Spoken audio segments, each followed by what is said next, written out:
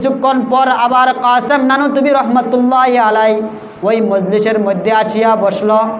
সাথে সাথে আসার সাথে সাথে রাসূল করিম সাল্লাল্লাহু আলাইহি সাল্লামের সাথে মুসাফা কোলে কুলাকুলি করে এমনকি তার কুলের মধ্যে বসায় দিল। বলেন সুবহানাল্লাহ। তাকে আবেদকে সাথে বসাইল আর কাসেম নানুতুবিকে কুলে বসায় দিল। আলহামদুলিল্লাহি নাহমাদুহু ওয়া নাস্তাঈনুহু ওয়া নাস্তাগফিরুহু ওয়া নাউযু বিল্লাহি মিন শুরুরি আনফুসিনা ওয়া মিন সাইয়্যাতি আমালিনা মান ইয়াহদিল্লাহু ফালা মুদিল্লা লাহু ওয়া মান ইউদ্লিল্লাহু ফালা হাদিয়া লাহু ونشهد أن لا إله إلا الله وحده لا شريك له ونشهد أن سيدنا ومولانا محمدا عبده ورسوله وداعيا إلى الله بإذنه وسراجا وقمرا منيرا أما بعد فأعوذ بالله من الشيطان الرجيم بسم الله الرحمن الرحيم ما كان محمد أبا أحد من رجالكم ولكن رسول الله وخاتم النبيين وكان الله بكل شيء عليما يا أيها الذين آمنوا করিম রব্বুল আলামিনের দরবারে শুকরিয়া জ্ঞাপন করি যে রব্বুল আলামিন আমাদেরকে জুমার রবিউল আউয়াল মাসের চতুর্থ জুম্মায় আসার বসার আমল করার নিয়তে শোনার তৌফিক দান করেছেন। অন্তরের স্থল থেকে প্রাণ খুলে কালিমাতে শুকর আদায় করি। সকলে বলে আলহামদুলিল্লাহ। মসজিদে সুন্নতের নিয়ত না বেঁধে মসজিদে জমায়েত করে বসে সামনে আগায়া কিছু কথাবার্তার জন্য আমাদের দিলের মধ্যে বসে যে কার কথা কে বলতেছে তা না শুনে কার কথা শুনতেছে মাওলা পাকের রব্বে কারিমের রাসূল সাল্লাল্লাহু আলাইহি সাল্লামের বরত্ব নিয়া এই কথার দিকে তাকাই। নত এবং দুরুদ আমরা একেবারেই ছেড়ে দিয়েছি বলেই চলে। আমরা দুরুদ ছেড়ে দেওয়ার কারণে যারা কাফের ইহুদি বেঈমান নাস্তিক তারা নবীর উপর কটূক্তি করলে আমাদের গায়ে অন্তরের মধ্যে তিল পরিমাণ সামান্য পরিমাণও কষ্ট লাগে না। লা ইউমিনু আহাদুকুম হাত্তা লা হয় আমাদের উপকারের জন্য আল্লাহ রাসূল সাল্লাল্লাহু আলাইহি সাল্লামের উপর দরুদ পাঠ করিব। আল্লাহ রাসূল বলে দাবি করে হুজুর পাক সাল্লাল্লাহু আলাইহি সাল্লামের কলিজা কান কান হয়ে যায়। আর লাখো কোটি মুমিন মুসলমানের ঈমান পরিপূর্ণ হওয়ার জন্য যে রাসূল করিম সাল্লাল্লাহু আলাইহি সাল্লামের উপর দরুদ পাঠ করে আল্লাহ রাসূল সাল্লাল্লাহু আলাইহি সাল্লামের কলিজা ঠান্ডা হয়ে যায়। বলেন সুবহানাল্লাহ। আল্লাহর রাস্তায় মসজিদ মাদ্রাসা এতিম মিসকিন এবং বিধবাদেরকে যখন দান করিবে আল্লাহ তাআলা প্রতি হরফে এবং প্রতিবার দানের বিনিময়ে ভালো কাজের বিনিময়ে আল্লাহ সুবহানাহু তাআলা তোমাকে 10 গুণ বাড়িয়ে দিবে। অতএব 6 টাকা দান করেছো, 6 10 60 টাকা তোমার লাভ হয়েছে, পুঁজি হয়েছে 60 টাকা। এজন্যই রাসূল করিম সাল্লাল্লাহু আলাইহি সাল্লামের উপর একবার দরুদ পাঠ করিলে মান সাল্লা সালাতান ওয়াহিদাতান আই মাররাতান আলাইহি 10 নেকি আল্লাহ তাআলা তোমার উপর রহমত 10টি গুনাহ মাফ করে দেন। বলেন সুবহানাল্লাহ। যে নবীর উপর দুরূদ সালাম পাঠ করে না রবিউল আউয়াল মাসেও সে হলো বড় কৃপণ। বুখিলার সে বাসাদ তাওয়াঙ্গুর বুমার বুখারি সে মুফলিস খুরদে গুশে মাল। বকিল যতই টাকা পয়সার মালিক হোক না কেন গরিবের হাতের কান মলায় এবং তিরস্কারের যোগ্যই হয়। এজন্যই নবীর উপর বেশি বেশি দুরূদ সালাম পাঠ। আব্দুল্লাহ ইবনে আব্বাস রাদিয়াল্লাহু তাআলা আনহু তিরমিজি শরীফের 484 নম্বর হাদিসের মধ্যে খুলে দেখুন আউওয়ালান নাস বিয়াউমিল। রাসূল করিম সাল্লাল্লাহু আলাইহি ওয়াসাল্লাম বলেন, যে যত বেশি দুরূদ এবং সালাম পাঠ করিবে সে তত বেশি আমার নৈকট্য, আমার নিকটে থাকিবেন। বলেন সুবহানাল্লাহ।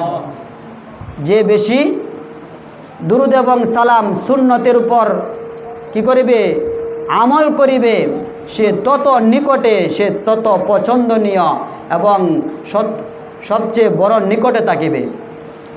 তৈয়ব রহমতুল্লাহ আলাই বর্ণনা করেন, এক লোক রাত্রে স্বপ্ন দেখতেছে নবীর সুন্নতের এবং দুরূদ পড়ার, নবীর রঙিন হলে আল্লাহ তাআলা তাকে সম্মান ইজ্জত দান করেন। এই ওয়াকিয়া বর্ণনা করতেছে, এক লোক রাত্রে স্বপ্ন দেখতেছে যে আমি রাসূল করিম সাল্লাল্লাহু আলাইহি ওয়াসাল্লামকে কে যেন আসিয়া বলতেছে যে হে আবেদ, আল্লাহর ওলি, আপনি ওই জায়গায় অমুক জায়গায় চলে যান। রাসূল করিম সাল্লাল্লাহু আলাইহি ওয়াসাল্লাম বলেন না সাল্লাল্লাহু আলাইহি ওয়াসাল্লাম, আল্লাহ রাসূল সাল্লাল্লাহু আলাইহি ওয়াসাল্লামের নাম নেওয়ার সাথে সাথে দুরূদ শরীফ পাঠ করা ওয়াজিব। দলিমুলিন হোক ওই চেহারা, দুর্ভোগ হোক, লানত ফেরেশতাদের, কেননা ফেরেশতারাও আল্লাহ তাআলা তার রসুলের উপর দুরূদ সালাম পাঠ করে। ইয়া আইয়ুহাল্লাযীনা আমানু, হে ঈমানদারগণ, আমানু, যারা আমাকে বিশ্বাস করো, দিনকে বিশ্বাস করো, তারা সল্লু আলাইহি ওয়াসাল্লিমু তাসলিমা, রাসূল করিম সাল্লাল্লাহু আলাইহি ওয়াসাল্লামের উপর বেশি বেশি দুরূদ সালাম পাঠ করো।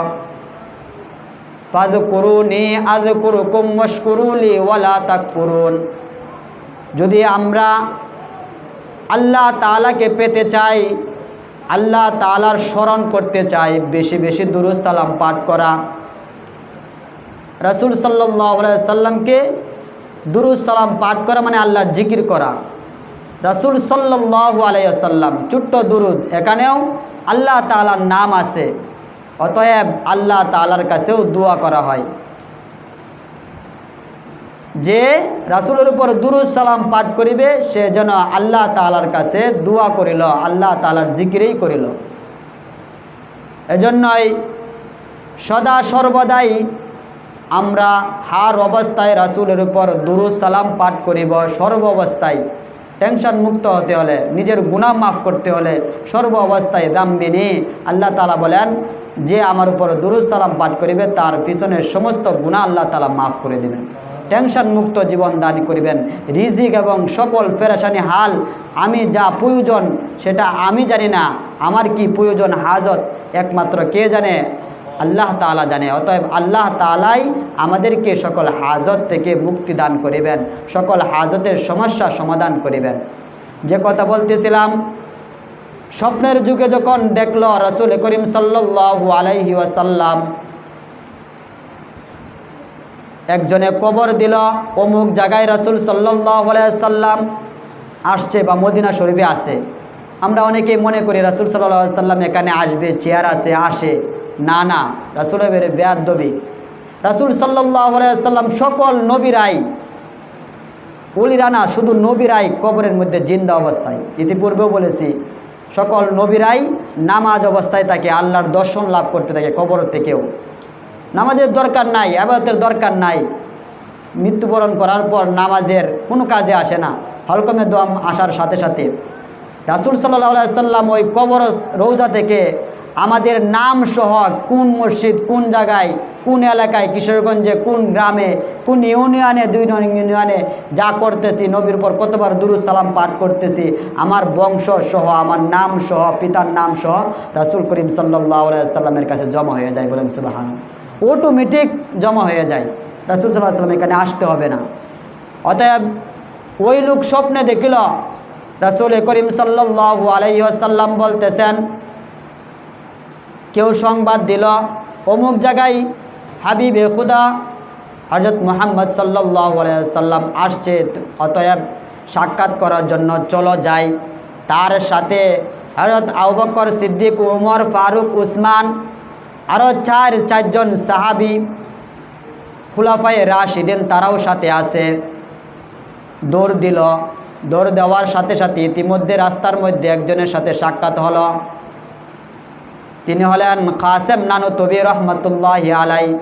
দেওবন্দের উত্তরসূরি আমরা, দেওবন্দকে আমরা ফলো করি, যেটা অনুসরণ করি, ওই দেওবন্দকে যে সৃষ্টি করল মাদ্রাসার মুহতামিম ছিল সাইকুল হাদিস, তিনি হলেন কাসেম নানুতুবি। আমাদের ইতিহাস বইয়ের মধ্যে আছে, অনেক লম্বা ঘটনা। কাসেম নানুতুবি এত সুন্নতের উপর পুরোপুরিভাবে ইস্তেকামাত ছিল থাকার কারণে রাসূল সাল্লাল্লাহু আলাইহি সাল্লাম নিজের মাদ্রাসা, দেওবন্দের মাদ্রাসা স্বপ্নের যুগে রাসূল সাল্লাল্লাহু আলাইহি সাল্লাম এভাবে ডাক দিলেন যে এভাবে ঘুরিয়া মাদ্রাসাটা করো। ঘুম থেকে উঠিয়া কাসেম নানুতুবি ওই ডালিম গাছের নিচে ঠিক তেমনিভাবে ঘুম থেকে উঠিয়া ওই লেগগুলা দাগগুলা গড় করার জন্য যে কাটামো দিয়েছিল সেইভাবে পেয়েছে। বলেন সুবহানাল্লাহ। ইতিমধ্যে যখন রাস্তার মধ্যে কাসেম নানুতুবিকে পাইল, পাওয়ার সাথে সাথে বলতেছে, তুমি কোথায় যাইবা? যে আমি তো হুজুর পাক সাল্লাল্লাহু আলাইহি সাল্লামকে সাক্ষাৎ করার জন্য যাইম। বলতেছেন যে তাহলে আমিও তো যাব। বলে চলেন। হাঁটি হাঁটি পা পা করে হাঁটতেছে। কিন্তু ওই আবেদ, সেই আবেদের সহ্য হইতেছে না। মনে মনে বলতেছে যে তার ভালোবাসা মোহব্বত নাই নবীর। কেননা আমার তো মনে হইতেছে যেভাবে আস্তে আস্তে ঢিলায় ঢিলায় হাঁটতেছে, আমি দৌড় দিয়া হুজুর পাক সাল্লাল্লাহু আলাইহি সাল্লামের কাছে আগে সাক্ষাৎ করি। বলেন না সুবহানাল্লাহ। যে তার ভিতরে মোহাব্বত, আবেগ, সে আবেগে কি করলো, তাকে সাইড করিয়া দৌড় দিল। দৌড় দেওয়ার সাথে সাথে রাসূল করিম সাল্লাল্লাহু আলাইহি সাল্লামের দরবারে গিয়া বসলো, সাক্ষাৎ করলো, মুসাফা করলো। করার সাথে সাথে সে রাসূল করিম সাল্লাল্লাহু আলাইহি সাল্লামের পাশে বসলো। বসিয়া মনে মনে ভাবতেছে যে কাসেম নানুতুবি পিছনে আসতেছে, সে আমার যে জায়গাটা, সে আমার জায়গার মধ্যে বসতে পারবে না। ইতিমধ্যেই কিছুক্ষণ পর আবার কাসেম নানুতুবি রহমতুল্লাহি আলাই ওই মজলিসের মধ্যে আসিয়া বসলো। সাথে সাথে আসার সাথে সাথে রাসূল করিম সাল্লাল্লাহু আলাইহি সাল্লামের মুসাফা কোলে কুলাকুলি করে এমনকি তার কুলের মধ্যে বসায় দিল। বলেন সুবহানাল্লাহ। তাকে আবেদকে সাথে বসাইল আর কাসেম নানুতুবিকে কুলে বসায় দিল।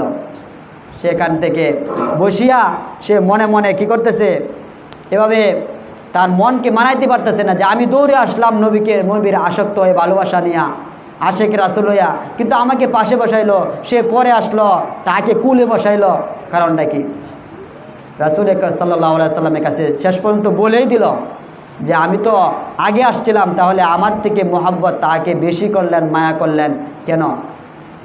রাসূল করিম সাল্লাল্লাহু আলাইহি সাল্লাম বলেন, সে আস্তে আস্তে আসিল আমার হুকুম বিধান মেনে, সুন্নতের পর আমল করে, তার পুরাটা জিন্দেগি আপাদমস্তক পা থেকে মাথা পর্যন্ত সে সুন্নতের ফলো করে, সুন্নত বজাইয়া আল্লাহ তাআলার হুকুম মেনে, নবীর তরিকা সুন্নত মেনেছে। আস্তে আস্তে ধীরে ধীরে নিয়ম কারণ মেনে যখন আসলো, তাহলে আমি তাকে বেশি মায়া করি, বেশি মোহাব্বত করি। অতএব আমার কুলের মধ্যে বসিলাম, আর তুমি তো মাত্র আশেকে রাসূল আবেগ নিয়ে দৌড়ে আসলা। অতএব নবীর উপর বেশি বেশি দুরুদ এবং সালাম, বেশি বেশি সুন্নতের উপর পাবন্দি করলে আল্লাহ তাআলার মোহাব্বত পাওয়া যায়। বলেন সুবহানাল্লাহ। আল্লাহ তাআলার উপর বেশি বেশি দুরুদ সালাম পাঠ করব তো আমরা। আল্লাহ তাআলা আমাদের সবাইকে যেন নবীর সুপারিশ, শাফায়াত এবং হাউজে কাউসার আল্লাহ রাসূল সাল্লাল্লাহু আলাইহি সাল্লামের কাছে নিকটে আমরা থাকতে পারি, বেশি বেশি দুরুদ সালাম পাঠ করতে পারি। আল্লাহ তাআলা আমাদের সবাইকে, আমাকে এবং সবাইকে তৌফিক দান করুক। সকলে বলে আমিন। হাদা ওয়া আখিরু দাওয়ানা আলহামদুলিল্লাহি রাব্বিল আলামিন। সুন্নাত পড়েন না কাদম।